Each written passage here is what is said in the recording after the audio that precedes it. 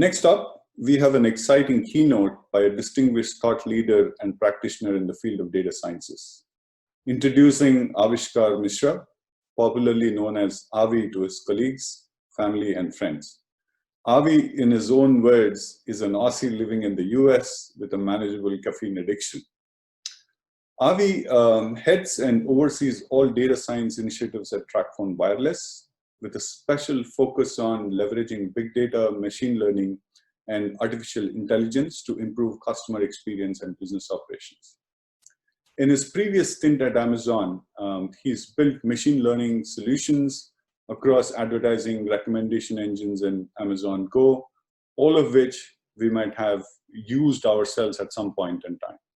Prior to Amazon, he spent time at Oracle and Teradata, helping business leaders chart their journey into adopting artificial intelligence, machine learning across their organization. While he's a strong propagate and an advocate of AI and ML's capabilities and abilities to solve specific business problems, he also believes that they should not be used blindly without considering the wider business context beyond algorithms and data, which is all about the people that are impacted by these technologies. He has a track record for building teams with a bias for action, a strong sense of ownership, and a passion for creative thinking that is guided by a desire to create a better future. As an investor, his research has been focused on incremental and adaptive systems. So without much further ado, let's tune into Avishkar's keynote on decisions of the future, how big data and data sciences are shaping the DNA of enterprise growth. Hi, everyone. My name is Avi. I'm the head of data science at TracFone. But today I wanted to discuss something that's very close to my heart. It basically gets summed up in this question: how do we deliver on the phenomenal promise of data science? While we operate at the cutting edge of innovation that capitalize on data, not everyone's been very successful in realizing and delivering the value for it. So what's the secret? Well, the first thing is you need data, right? And thanks to IoT sensors, cheaper cloud storage, edge computing, data capture methodologies in real time and batch mode, we can now instrument and capture phenomenal amounts of data about all kinds of things. This is data from the human body and how we move, how we respond. Data about our customers and how they shop and how they engage in social media. Or even the data about how we drive a car. This underlying data capture fabric means that a fleet of 100 cars can gather 100 years of driving data in just 1 year. Now, if you grow that fleet to 1,000 cars, you can gather 3 years of driving data in just 1 day. So we definitely have lots and lots of data. So what do we need next? Algorithms. Right? We need algorithms, and we've been doing some amazing work and research and development over the last 20 years, especially around deep learning and machine learning and GPU computing that has delivered some phenomenal algorithms. There's a huge range of interesting things and applications. But I want to talk about this particular example here, right? Here's an example where this is a deep learning model service that runs an algorithm. You give it a black and white photograph and it fills in the color. On the surface, it seems very trivial, right? You're just coloring in a black and white photo. But if you really dig deeper into it, what's going on? The AI is able to recognize objects in the picture and determine the colors. It knows the sky has to be blue. It knows cows are generally brown. And it knows that the grass is a mix of green and yellow. So we really have interesting algorithms that recognize and understand the real world. So what's missing? Despite data and algorithms, and by the way, algorithms are really freely available. If you think about the open source packages and plethora of it, data is also widely available, even despite there's proprietary data, but publicly available data. Most organizations really struggle. They struggle to deliver on that promise. And I'm sure there are lots of different opinions on it, but I'm today going to share my perspective of what's missing. And I believe what's really missing is not technical, it's not skill set, it's cultural. Organizational culture that starts with empathy, encourages experimentations, and empowers its people to engage. This is a secret ingredient. Now, when I use the word culture, it doesn't just mean a series of values or phrases or ping pong tables and coffee machines. Culture means how we behave day to day. How do we engage with people, how we engage in the activities we do, the decisions we make, and the things we do and the things we don't do. That is the single most important element for us, for all of us, to deliver success and repeatable success of innovation using data and science. So I'm going to walk us through these three elements: empathy, experiments, and a culture that empowers its people. And as I go along, I'm going to talk about it in context of the projects and works that I've done before. So let's start with empathy.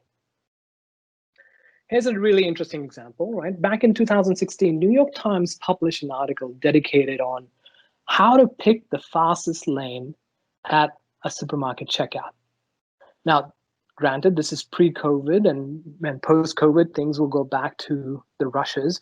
But even during COVID, there's an amount of time you spend in a checkout line is risky given the social distancing requirements.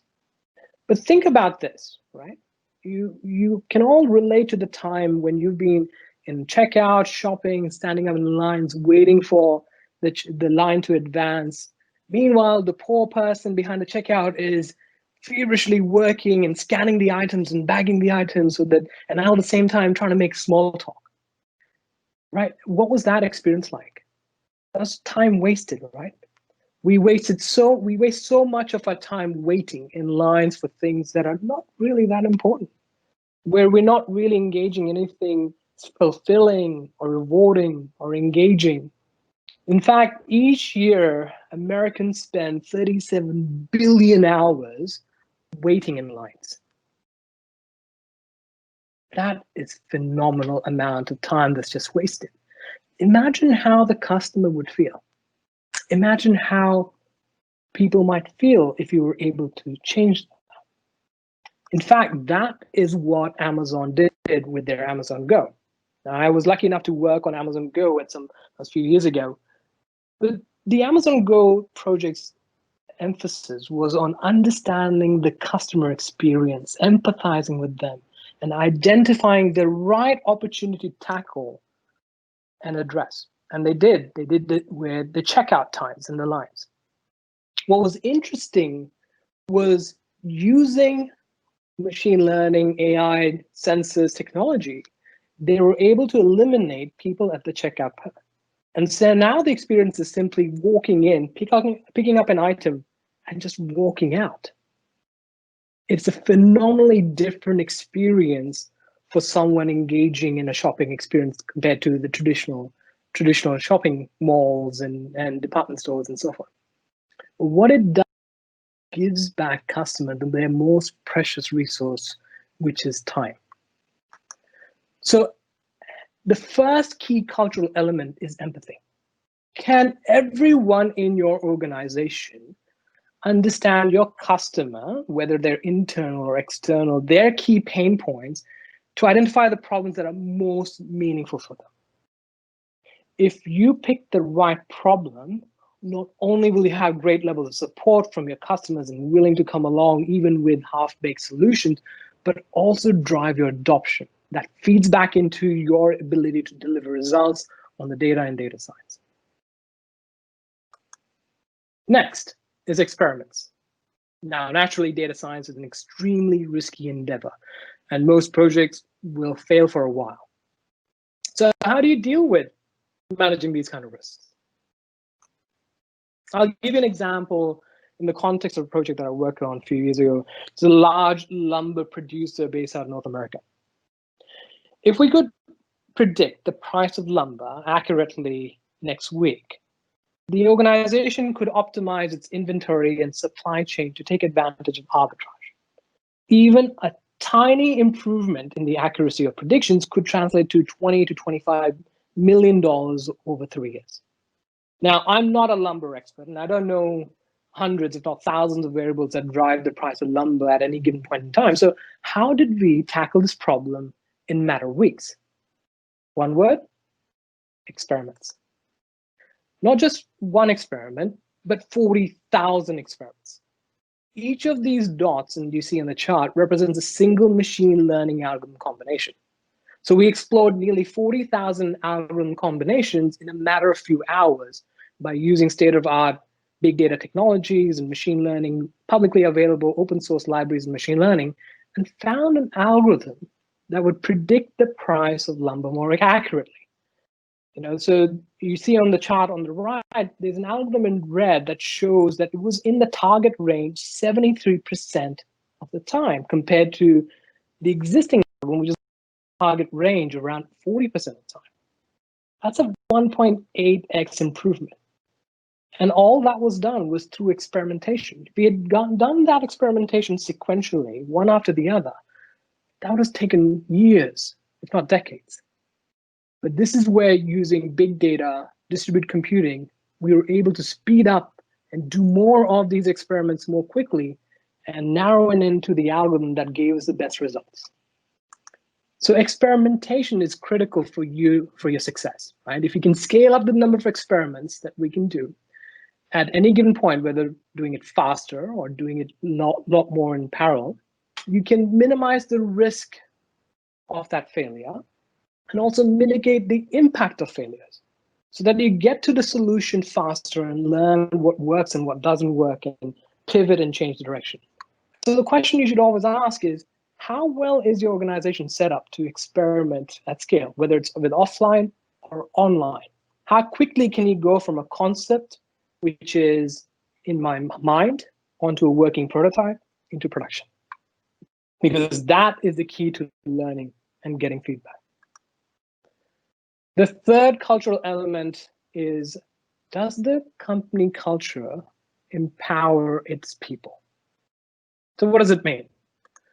Now, we're all about R&D, right? An average software as a service company spends 23% of its budget in R&D, right? That seems pretty good. In fact, most organizations don't even spend 2 to 3% of the budget in R&D, realistically. So that's the money side of the equation. But now let's change it beyond money. Let's think about something else. Let's think about what it means in terms of time. Think for a moment about how your organization might look if everyone in the company, and I mean everyone, not just the folks in IT, not just the folks in data science, not just the folks in the innovation center or center of innovation, whatever you want to call it, but every single person in the company spent 5% of their time doing free-form experimentation. Right? That's about 12 days a year. It's 1 day a month. Why is that important? Well, these are the people who work day to day on addressing problems that your customers face, whether they're internal or external. If they can understand those problems and they understand and empathize with those customers, they know which problems are worth solving using data and data science and machine learning. How do we help address that? Now, the other element of this same thing is, okay, you've given people opportunity to have hackathons and so forth, but are they free to make things better? Do they need permissions to fix things? Do they need to go through a gauntlet of complex processes and approvals before they can make things better? Time, whether they can invest, versus time for them to actually deliver on something and make that change, those are very, very critical frictions to adoption and use of data science and machine learning. In fact, I personally believe it's the single most important cultural aspect of a company to deliver on the promise of data science. Is everyone empowered to make those changes, to push using data and science to deliver what is magical experience for its customers? So, summing up, delivering of data science beyond data and algorithm really requires a cultural thinking or a mindset that encourages, which starts with empathy, encourages experiments, and empowers its people to engage, right? Now, naturally, these are my thoughts. So if you have some others, please feel free to reach out to me. I'll respond to emails and LinkedIn. But thank you for your time today.